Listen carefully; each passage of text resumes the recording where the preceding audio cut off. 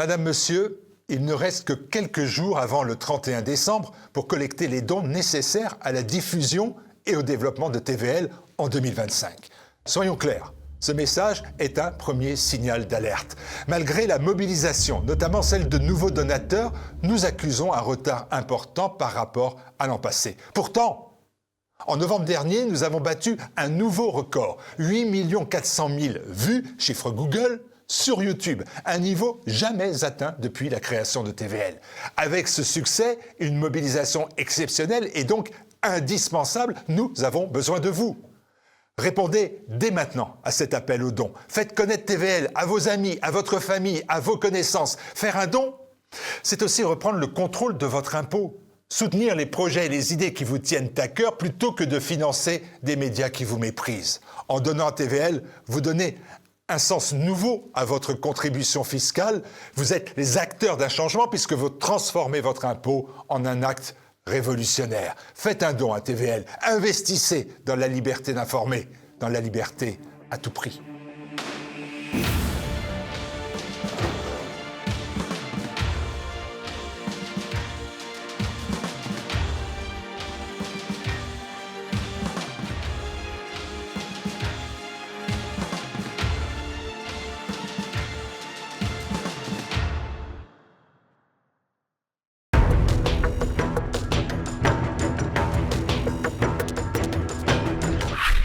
Bonjour à tous, ravi de vous retrouver pour notre Zoom, aujourd'hui en compagnie d'Alain Pascal. Bonjour monsieur.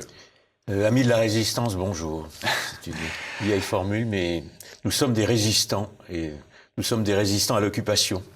Donc nous subissons une triple occupation, celle par le bas, c'est-à-dire des masses étrangères qui occupent notre pays. Moi j'ai connu la France sans immigration, appelons les choses par leur nom. Ne cherchez pas le déficit, c'est flagrant. Et nous sommes occupés au niveau politique, c'est-à-dire un imposteur qui dirige la France. Et nous sommes surtout occupés dans nos esprits. Donc voilà, je mène une croisade culturelle parce que nous sommes occupés dans nos esprits. Libérons nos esprits et nous libérerons peut-être notre nation. Pardonnez-moi, mais il fallait Alain dire Pascal, ça. vous êtes ancien avocat au barreau de Paris. Vous êtes historien spécialisé en contre-histoire et réseau occulte. Vous avez une chaîne YouTube, sur YouTube, à votre nom, Alain Pascal, et vous avez publié de nombreux ouvrages, dont La trahison des initiés. Le dernier en date, le voici, il est édité aux éditions du Verbe Haut pour une révision totale de l'histoire, faire table rase de la table rase en sous-titre. Alors, une révision totale de l'histoire, Alain Pascal, pourquoi faire? Vous semblez dire dans votre ouvrage, en substance, que tout ce qu'on nous apprend à l'école ou à l'université est un tissu de mensonges. C'est ça.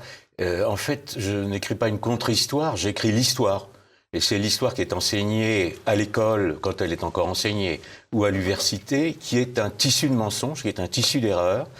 Et la grande question, c'est pourquoi tous ces mensonges?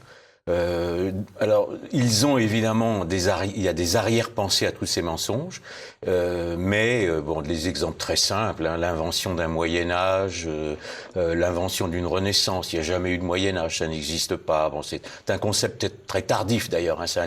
Les gens de l'époque que l'on appelle la Renaissance ne sont jamais pensés être des renaissants. Ça a été vulgarisé par l'encyclopédie. Et si vous voulez, toute l'histoire est écrite pour justifier, aujourd'hui, la Révolution. Ça fait 200 ans que l'histoire, en fait, est falsifiée. Donc on falsifie le passé pour justifier l'abomination qui a été la Révolution française, ou dite française. Donc, si vous voulez, je suis à l'envers. Ce n'est ni une révolution, et en plus, elle n'est pas française, vous dites. Absolument. Elle n'est pas faite par le peuple de France, déjà. Ouais. Alors, par exemple, un des imposteurs de l'histoire, c'est Michelet, qui a dit que le peuple avait pris la Bastille, etc. Tout ça, c'est de la fumisterie. Alors, pourquoi tous ces mensonges? Moi, je rétablis les faits. Et je n'invente rien, évidemment. Je me base sur les plus grands historiens des religions, sur les vrais historiens. Il y a des grands historiens. Simplement, ce qui est enseigné est mensonger. Alors, pourquoi dites-nous ? Voilà, le critère de ce livre, c'est de dire que l'histoire ne commence pas avec la Révolution. Voilà, déjà, on apprend beaucoup aux enfants que l'histoire commence avec la Révolution. Tout ce qui est avant, ça sera obscur. Alors, pourquoi ça serait obscur? Parce que ce serait chrétien. Donc tout ce qui est chrétien est obscur, hein, dans un verbiage, comment on peut dire, illuminatif. Hein. Et par contre, qu'est-ce que c'est que la révolution? Et moi, je la définis comme une révolution, je ne suis pas le premier non plus, c'est-à-dire un retour à avant le christianisme. C'est-à-dire au paganisme. Moi, au paganisme, mais ça va plus loin que ça, parce que c'est pas le paganisme qui revient. Voilà. Par exemple, la Renaissance, dans l'imposture de la Renaissance, dire que la Renaissance fait revenir la Grèce, c'est une imposture. La Renaissance fait venir ce que l'on appelle la culture hellénistique, c'est-à-dire ce qui est la décadence d'Alexandrie, juste avant le christianisme. Donc, si vous voulez, pour moi, je vois l'histoire. Alors, évidemment, le critère de l'histoire n'est pas la révolution. Le critère, l'événement le plus important de l'histoire, que l'on y croit ou pas d'ailleurs, c'est le Fils de Dieu, c'est l'incarnation. Voilà. C'est le christianisme qui change la vision de l'histoire. On est pour, on est contre. Voilà. Et donc, si vous voulez, les critères qui sont donnés sont mauvais, et tout ce qui est antérieur à la Révolution serait obscur parce que c'est chrétien, et la Révolution aurait apporté le progrès, alors que les temps modernes sont la pire parenthèse de l'histoire. Jamais dans l'histoire, l'homme n'a autant tué l'homme. Donc, le premier message peut-être de votre ouvrage, pour le comprendre, pour faire cette révision de l'histoire, c'est que tous les événements de l'humanité sont avant tout d'origine religieuse. Entièrement. Et si vous voulez, aujourd'hui, nous n'assistons pas à une histoire politique. Le politique est tertiaire dans la pensée. Ce qui précède tout, c'est la religion. C'était comme ça dans l'Antiquité. Par exemple, la Grèce avait une religion. Quand la philosophie a mis fin à la religion de la Grèce a chuté. Ça a été terminé. Elle a été envahie. Et nous, c'est pareil. La France avait une religion. Je ne demande pas aux gens d'être catholiques. Je suis catholique, hein, vous l'aurez compris, bien entendu. Mais ce que je veux dire, c'est le passé de la France. Et le jour où la révolution, qui est en fait religieuse, elle n'est pas politique, les abus de l'Ancien Régime, ça aussi, il y a des causes politiques, si vous voulez, il y a des causes financières, d'ailleurs aussi, un endettement, c'est un peu d'actualité. Mais le fond, elle est religieuse, c'est de renverser la tradition qui fondait la France. Et pour y mettre quoi à la place? Qu'est-ce qui s'est mettre passé les droits en de l'homme, 1789? pour mettre les droits de l'homme. Oui. Et si vous voulez, je suis un adversaire des droits de l'homme, alors c'est pas très bien, c'est pas à la mode, évidemment. Pourquoi? C'est parce que les droits de l'homme, c'est la suite de l'humanisme, c'est-à-dire c'est la suite de l'homme qui prend la place de Dieu. Donc si toute l'histoire étant religieuse, si on se place, on donne comme critère la religion, la France a apostasié sa religion avec la Révolution, d'où les malheurs, d'où 4 invasions, 3 invasions allemandes et une invasion étrangère. C'est une sorte de châtiment. Donc pour moi, si vous voulez, je suis évidemment nationaliste, je suis contre-révolutionnaire, hein, vous l'aurez compris aussi. Et j'estime que le mouvement national doit intégrer la dimension religieuse. Je ne demande pas aux gens de devenir catholiques. Pour moi, la France ne mérite de vivre que si elle refait du catholicisme la religion d'État. Mais de considérer que la France a été catholique, et c'est ce qui a fait sa grandeur. Alors vous allez même jusqu'à dire que cette philosophie des Lumières qui a engendré l'idéologie des droits de l'homme est de nature diabolique. Elle est diabolique, elle est des ténèbres, c'est-à-dire que, alors, il y a un problème, je pense qu'on peut l'aborder, un problème maçonnique, appelons les choses par leur nom, voilà. Vous savez que la maçonnerie, sous sa forme moderne, débute en 1717, hein, c'est tout un processus que je décris dans mes livres, évidemment. Officiellement, elle débute en 1717. Voilà, mais le côté spéculatif, mais voilà. Et si vous voulez, l'encyclopédie a été une œuvre maçonnique et la Révolution a été préparée par des loges maçonniques et par des sectes d'illuminés. Ce n'est pas le peuple qui l'a fait. Les illuminés de la voilà, entre autres, mais il y en a d'autres.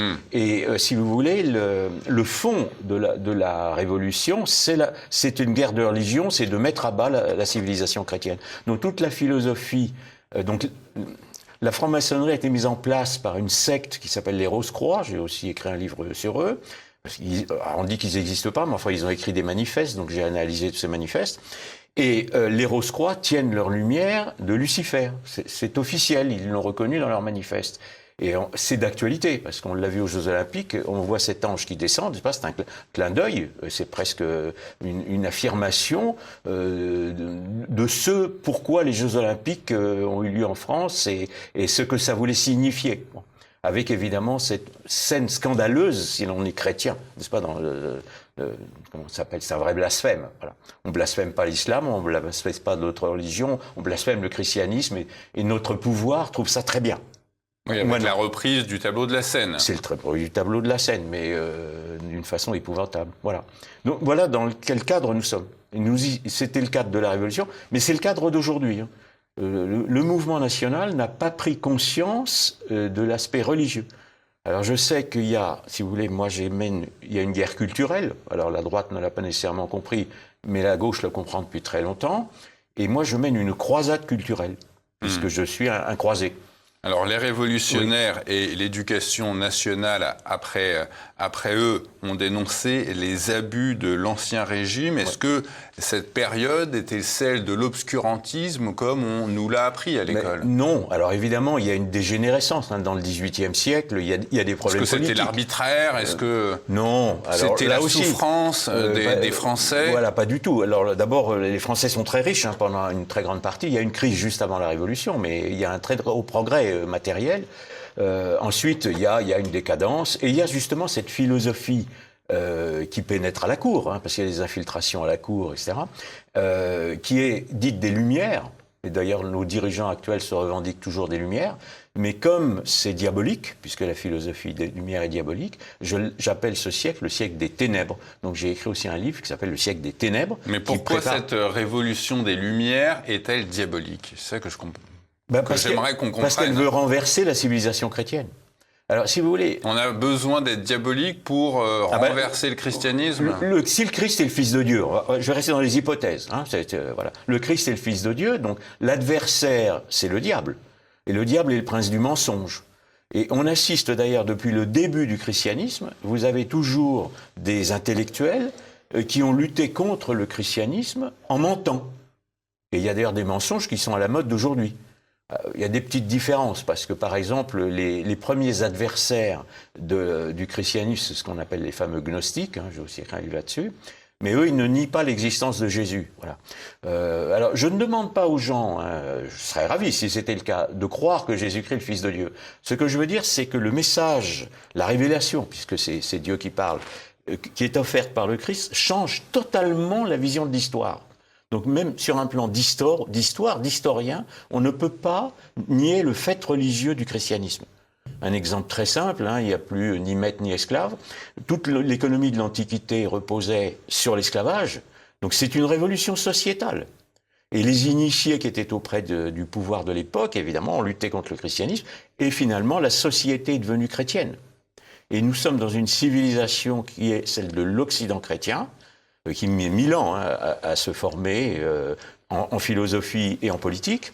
Mais cette civilisation, nous sommes solidaires. C'est-à-dire, moi, je suis un catholique qui s'adresse aux païens. Alors, les catholiques me le reprochent parfois. Et les païens me reprochent d'être catholique. Bon, je dis, nous sommes sur le même bateau. Et en l'occurrence, il coule. Okay ? Donc, soyons solidaires. Nous sommes dans une civilisation. C'est un fait historique. Il y a eu un Occident qui est devenu chrétien. Et heureusement, d'ailleurs, pour le passé païen, parce que s'il n'y avait pas eu les monastères, il n'y aurait plus de culture grecque, hein, c'est dans les monastères que ça a été préservé. Et s'il n'y avait pas eu les croisades, l'Europe aurait été envahie et détruite depuis très longtemps. Pourquoi dites-vous que le christianisme serait la religion la plus intelligente? Alors là, ça va être de la théologie, ça ne plaira pas à tout le monde. Mais je prends les si toujours, si c'est le Fils de Dieu, c'est une intelligence supérieure aux prophètes. Les prophètes parlent au nom de Dieu, mais ce sont des hommes qui parlent. Tandis que si c'est le Fils de Dieu, voilà, ça c'est la première donnée. La plus importante, c'est pas celle qu'on va admettre. Ensuite, vous savez qu'en théologie, on considère que Dieu fait des révélations progressives. Ce qu'il dit à Adam, ce qu'il dit à Moïse, progresse. On fait progresser l'humanité. Alors là aussi, il y a un progrès sociétal du judaïsme, qui est par exemple Abraham, qui arrête. Vous savez qu'on sacrifiait. Moi, je suis très sensible à ça. Hein. Ce qui m'a fait redevenir catholique, c'est ce que j'appelle le monstrueux XXe siècle, hein, 200 millions de morts au XXe siècle, donc retour du sacrifice humain sous des formes déguisées, avec la marge vers le mondialisme évidemment, et si vous voulez, déjà avec le judaïsme, Dieu arrête le bras d'Abraham, c'est un geste très important sur un plan de société, et quand le Christ vient, lui, il abolit tous les sacrifices humains.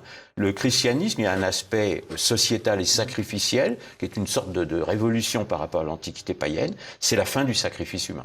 Et la révolution étant un retour à avant le christianisme, j'espère être assez clair, elle fait revenir le sacrifice. Ouais. Voilà.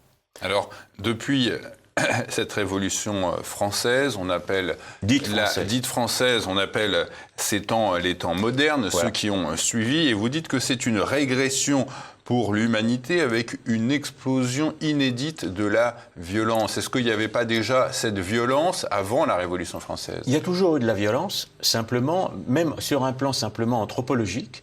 En nombre d'habitants sur Terre, en nombre d'humains sur Terre, jamais l'homme n'a autant tué l'homme en proportion.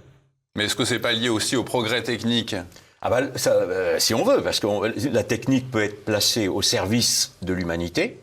Et à partir de Galilée, donc évidemment, je pense que Galilée était coupable et qu'il fallait le condamner, évidemment. Tout ce que j'écris est le contraire de ce qu'on peut lire. Voilà. Mais je donne un certain nombre d'éléments.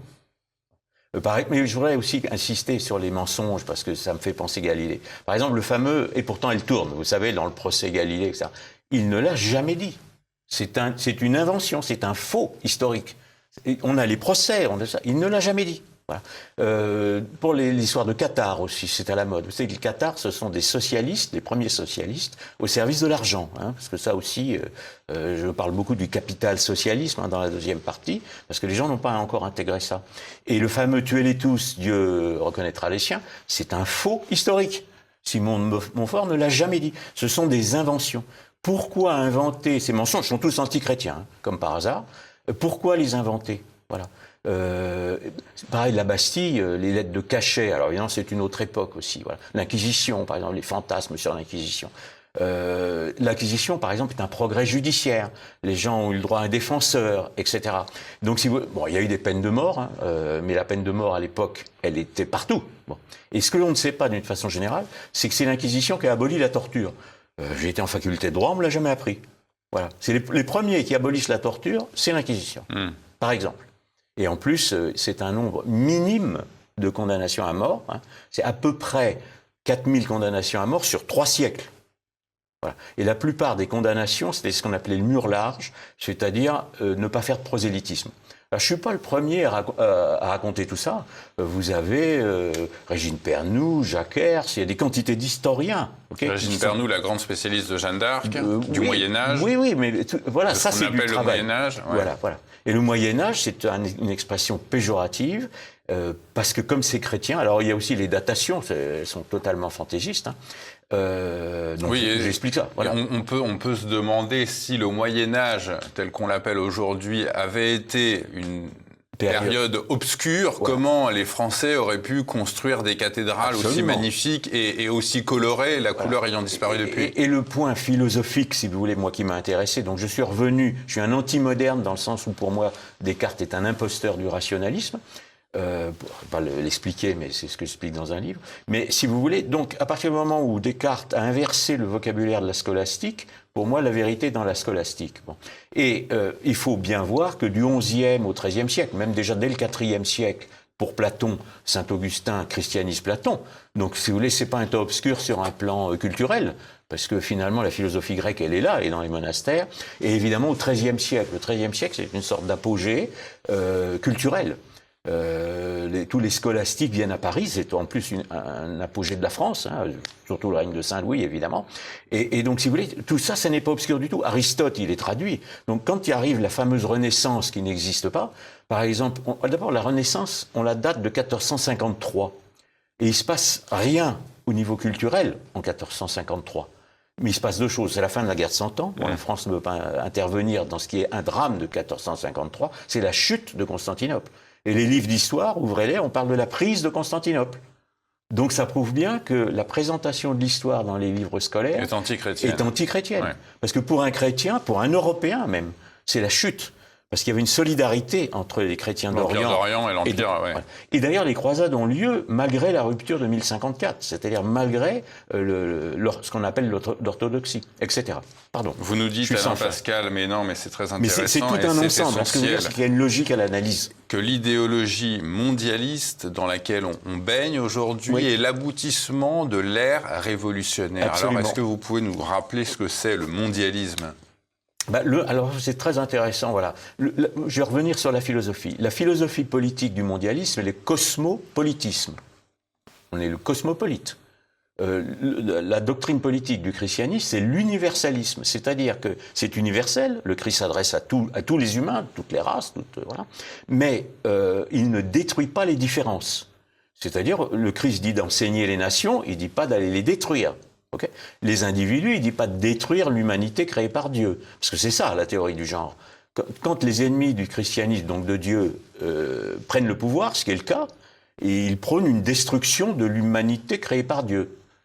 Ça remonte à très loin, c'est le mythe de l'androgyne, bon, j'explique tout ça dans mes livres évidemment, qui provoque cette théorie du genre, par exemple. Voilà des exemples très concrets d'aujourd'hui. Donc, la différence, c'est que le cosmopolitisme, si vous n'avez pas de Dieu, vous êtes dans ce qu'on appelle un monisme métaphysique, il y a un être un. Et dans les ésotérismes, tout découle d'un être un, et tout doit revenir à un être un. Et à partir de ce moment-là, il faut détruire toutes les différences pour tout réunir dans un être un. J'espère que ça n'est pas trop compliqué. C'est la tour de Babel, quoi. Oui, c'est la leçon de la tour de Babel. Ouais. Dieu ne veut pas ça. Bon, il ne veut pas une langue unique. Dieu veut, et il a créé l'humanité, diversité. Ouais. Pourquoi, etc. Je ne sais pas. Mais si vous voulez, voilà. Donc, le mondialisme a en fait est sous-tendu par une doctrine ésotérique. Le retour au grand un, et donc on détruit toutes les différences. On détruit les nations, on les réintègre dans un grand tout, qui va être une dictature mondiale. Preuve du langage inversé au nom de la liberté, donc fausse liberté de la Déclaration des droits de l'homme. Vous dites le citoyen se croit libre, mais en réalité est soumis à l'État. Voilà. Et on le sait dès la Déclaration des droits de l'homme, puisqu'elle est les droits de l'homme avec un grand H, c'est-à-dire l'initié, et du citoyen. Donc le citoyen, il n'est pas l'homme. C'est l'homme qui a la liberté, l'égalité et la fraternité. Pourquoi ? Parce qu'il a reçu la lumière. Tandis que le citoyen, lui, il est l'esclave de la République. Alors je ne suis pas contre une République, je suis contre la République telle qu'elle est aujourd'hui. Et elle est diabolique, puisque dans la Constitution de notre République figure le droit au génocide. C'est-à-dire assassiner les enfants dans le ventre des mères. Pour moi, c'est un génocide. Donc notre République a commencé... Vous savez qu'il y a 600 000 morts à la Révolution dite française, innocents, dont la plupart c'est du peuple, et dont des enfants. Et là, nous avons dans la Constitution le droit de tuer les enfants. Les embryons, les fœtus. Ce sont des êtres humains. Oui, à partir du moment où... Ils ont une âme. L'âme, c'est ce qui anime, donc ce sont des êtres humains. Donc c'est diabolique. Mais le droit ne reconnaît pas alors vous avez deux formes de droit à l'embryon. Voilà. Dans légalement. Tout le problème des 2000 ans que nous venons de vivre, c'est que le langage chrétien est toujours retourné. On prend le même mot et on le retourne dans son contraire. Un exemple très simple, le premier baptême, il s'appelait Illumination. Et après, vous avez une secte qui se fonde dès le début, avec Simon le magicien, etc. Je raconte ça dans des livres, qui arrive aux illuminés de la Révolution. C'est l'inversion. Le rationalisme s'est inversé et la liberté, c'est pas la même. D'ailleurs, un grand maître a bien dit que la liberté au sens catholique, c'était pas la même que la leur, et qu'il fallait que l'une ou l'autre civilisation disparaisse. Les propos sont souvent très clairs. Dans la fameuse trahison des initiés que vous avez citée, qui est mon premier livre, je cite les grands maîtres qui ont bien dit qu'il fallait éradiquer le catholicisme. Ce que je veux dire aux païens d'aujourd'hui, aux Français d'aujourd'hui, c'est qu'il n'y a pas que le catholicisme qui sera éradiqué. Il y a eux aussi. Puisque c'est notre civilisation. Voilà, je sais pas. Vous nous dites que les temps modernes ne sont qu'une parenthèse dans l'histoire de l'humanité, que de nombreux éléments peuvent laisser penser qu'ils touchent à leur fin et que les conditions d'une guerre de résistance sont réunies. Qu'est-ce qui annoncerait la fin de ces temps modernes aujourd'hui, selon vous ? Je ne suis pas devin. Je suis un politicien. Ce qui est sûr, c'est que la fin c'est la première fois dans l'histoire de l'humanité qu'une civilisation ou pseudo-civilisation est fondée sur une philosophie et non plus sur une tradition ou une religion. C'est-à-dire même dans les temps païens, antiques, il y avait toujours une tradition, une religion. Chine, Inde, etc., Grèce, évidemment. Là, c'est de la philosophie. C'est ce que l'on appelle un profane.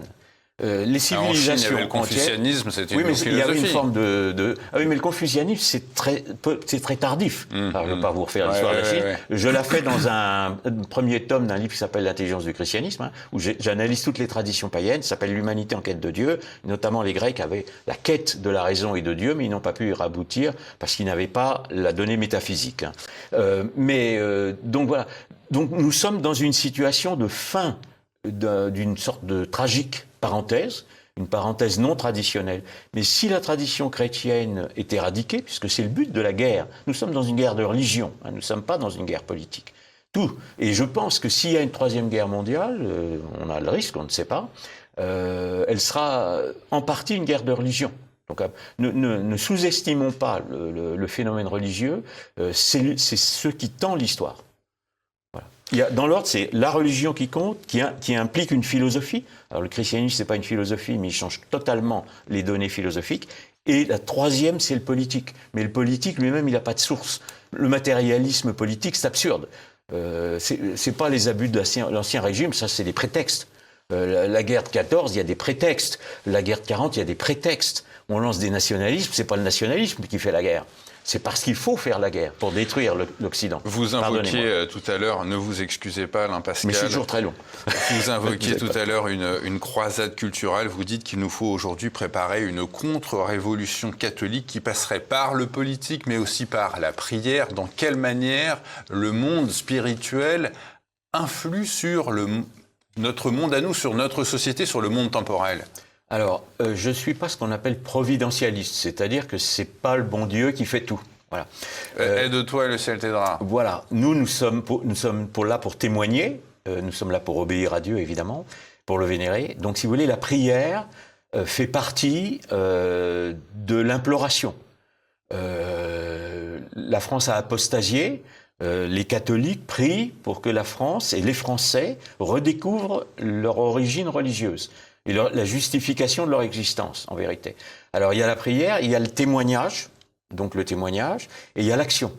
Il y a le prosélytisme, donc une croisade culturelle, je mets une croisade culturelle, pardon du terme. La croisade politique, c'est autre chose. C'est-à-dire que nous sommes dans un contexte de juste guerre, ce que Saint Augustin avait appelé la juste guerre. Nous sommes dans la légitimité de renverser le pouvoir, mais je n'envoie pas les nouvelles générations au combat, parce qu'il y a une condition qui n'est pas remplie, c'est celle de la victoire. Si aujourd'hui les jeunes vont attaquer, renverser, tenter de faire une révolution, ils vont se faire assassiner, ils vont se faire tuer. Le pouvoir en place est dirigé par des forces occultes diaboliques, et donc n'hésitera pas à faire couler le sang, comme à la Révolution, et comme après la Révolution. Alain Pascal, votre ouvrage s'appelle « Pour une révision totale de l'histoire, faire table rase de la table rase ». Je rappelle également à nos téléspectateurs qu'Alain Pascal recevra le samedi 29 mars ses amis pour un verre de l'amitié. Les précisions de cet événement seront expliquées sur votre chaîne sur YouTube, la chaîne Alain Pascal. Merci. Alors, pardon, c'est une dizaine d'auteurs et voilà, chacun présente ses livres. Voilà, il y aura la liste. Merci. C'est moi qui vous remercie. Merci à vous, monsieur, et merci à vous de nous avoir suivis.